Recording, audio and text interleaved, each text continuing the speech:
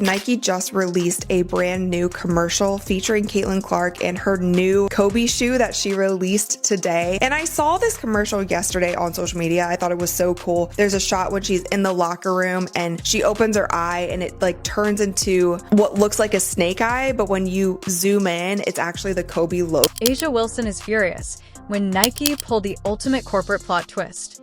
Nike suddenly woke up and smelt the reality check after years of investing millions in Wilson's brand while watching Caitlin Clark burn the internet down every time she breathes near a basketball court. All along, they have been placing bets on the incorrect horse. And A'ja is going through a complete meltdown now that they're focusing on the woman who actually moves merchandise. It's not only about shoes, people.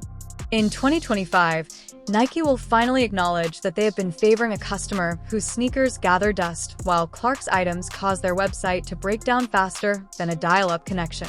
Nike finally delivers Caitlin Clark PE.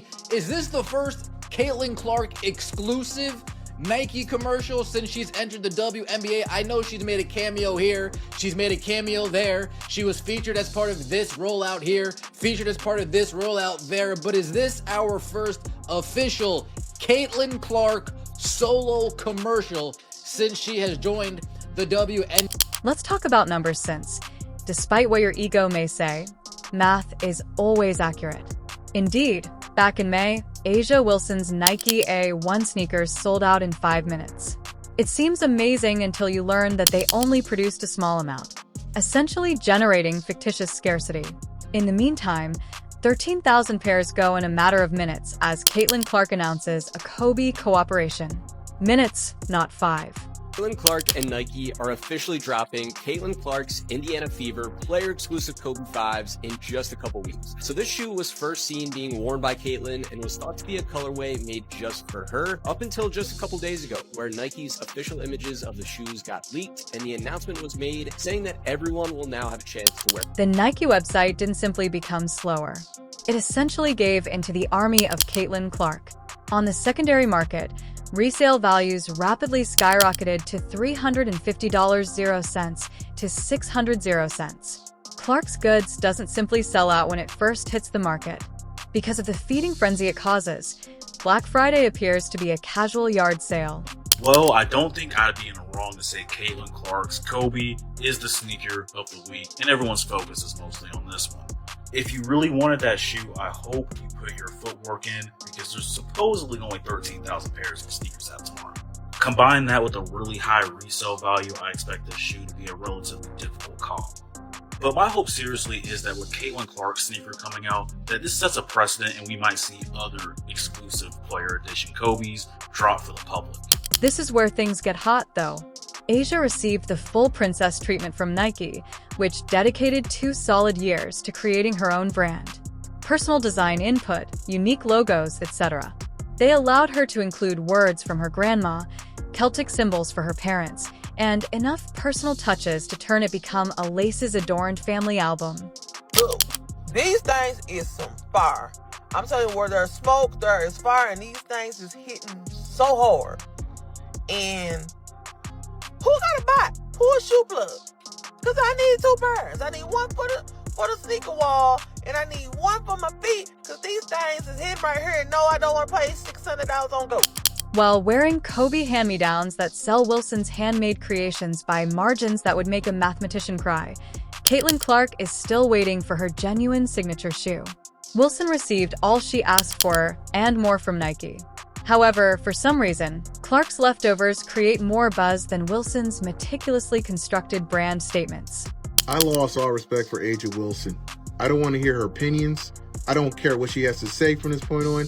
When you keep a Nike deal 2 years in secret while you're spewing all that crazy stuff about Caitlin Clark in the Time magazine, read it. Read what she said in the Time magazine. Yet you had a Nike deal the whole entire time? Subscribe if you're enjoying it. Let's also talk about the obvious problem: A'ja Wilson's self-centeredness. This woman has been running for attention as if she were a candidate for basketball president. She received her signature sneaker and conversation-starting personalized logo. Translation: No one understands it. Malia Obama directed her Nike ads, yet she still acts as though she owes the world something. Clark, meanwhile, simply shows up, plays hoops, and unintentionally turns into the most marketable player Nike has seen since Michael Jordan. Clark is gaining respect by packing arenas and crashing websites without even trying, whereas Wilson is out there demanding it. So it's finally here. Caitlin Clark sneakers from Nike is finally dropping. She was signed to them last year, and the sneakers is a year late in my opinion, but nonetheless I'm excited because these sneakers is finally coming out. But what does annoy me a little bit is that this is a collaboration with Kobe. Now, Kobe, respect to Kobe, the legend, rest in peace, great basketball player. But in my opinion, Caitlin Clark is a big enough star and she's creating her own legacy. So I feel like, at least for her first sneaker, it shouldn't be a collaboration with any other player, dead or alive, in my opinion. I feel like Caitlin should have, for her first shoe, had her own original design just for her, no collab. The most amusing aspect is that Nike genuinely attempted to make this work. They extended Wilson's contract by more than $20 million, developed whole marketing campaigns centered around her diamond-in-the-rough persona, and promoted her narrative more aggressively than a commission-driven used car salesperson. However, what Caitlin Clark possesses naturally cannot be produced. Without them having to put in any effort, Clark became Nike's most valuable asset as soon as he signed her to an 8-year, $28 million, zero deal.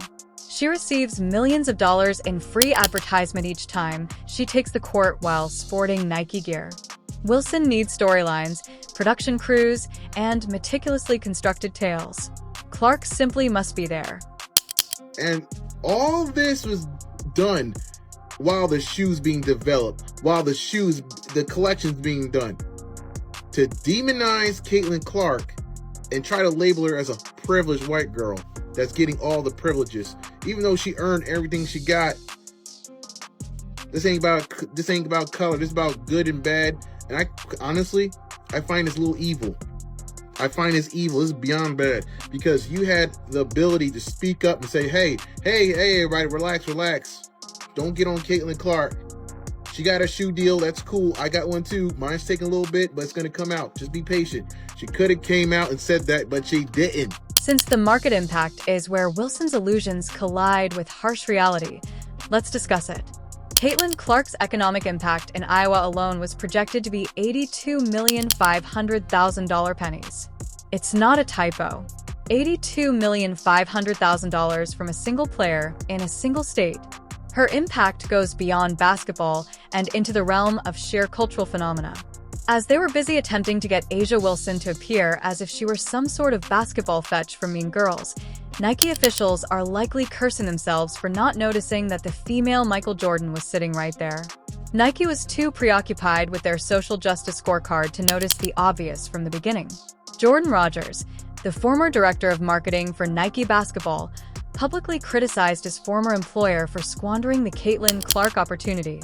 They had to be shamed by an ex-insider to realize what everyone else could see. They were forcing a different story on the public while disregarding the fact that Clark was the golden goose.